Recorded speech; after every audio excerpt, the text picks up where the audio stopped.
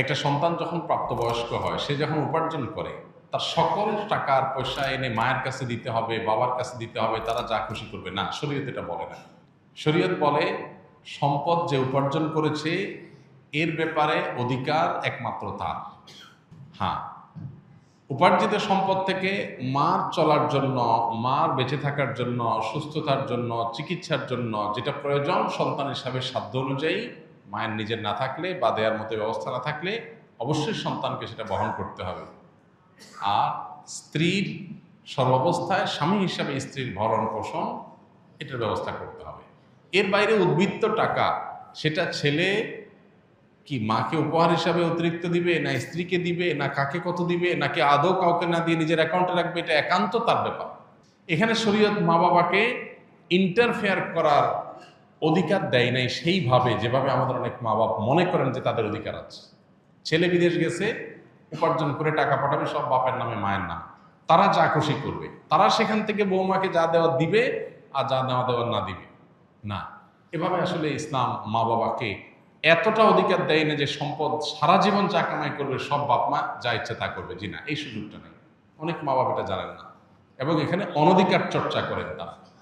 সন্তান হিসাবে অবশ্যই মা বাবার সামনে যত বেশি সম্ভব নিজেকে বিনয়ী করে তুলবে, সমর্পণ করবে, তাদের কথা মতো চলার চেষ্টা করবে। তাদের লাগবে 10 টাকা, সম্ভব হলে 15 টাকা দিবে। তাদের যা দরকার তার চেয়ে বেশি দেওয়ার চেষ্টা করবে, তাদের চাহিদার চাইতে বেশি সেবা করার চেষ্টা করবে। এটা সন্তানের জায়গা থেকে তার মানসিকতা থাকা উচিত। মা বাবার প্রতি কর্তব্য বোধের জায়গা থেকে তারা আমাদের মা বাবা, আল্লাহর পরে তাদের সদাচরণ করার গুরুত্ব সবচেয়ে বেশি আল্লাহ বলতেন পরে। অতএব সেটা খেয়াল রাখবে। কিন্তু মা বাবা এর মানে এই না যে সব কিছু মা বাপ নিয়ন্ত্রণ করবে। জি না, এখান থেকেই সংসারে অশান্তিটা শুরু। মা বাপ জানে না তাদের অধিকারের রূপরেখা কি এবং কতটুকু সীমানা আছে। এর বাইরে তারা মা বাপ হিসাবেও অধিকার চর্চা করতে পারে না বা তাদের ক্ষমতা তারা জাহির করতে পারে না।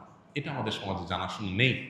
এই জায়গা থেকে সমস্যাগুলো তৈরি হয়। একটা হাদিস আছে, সেখান থেকে কিছুটা অনেকে ভুল বোঝেন। হাদিসটার হলো এই, নবী সাল্লাল্লাহু আলাইহি ওয়াসাল্লাম বলেছেন, আনতা ওয়া মালুকা লি আবিক, তুমি এবং তোমার যাবতীয় এবং সমুদয় সহায় সম্পদ সব তোমার বাপের, মায়ের, বাবা মায়ের। এই হাদিসের মানে অনেকে মনে করেন যে কেউ যা কামাই করবে সারা জীবন যত কিছু করবে সব বাপ মার। জি না, এই হাদিসের ব্যাখ্যা হলো তুমি তোমার উপার্জিত সম্পদ এখানে তোমার বাপ মা, অর্থাৎ তাদের খরচ খরচার জন্য যতটুকু দরকার ততটুকু তোমার এখান থেকে নেওয়ার অধিকার তাদের আছে। এখানে সমুদয় সম্পদ বোঝানো হয় নাই। যদি সমুদয় সম্পদ বোঝানো হতো তাহলে যাকাত তো বাপ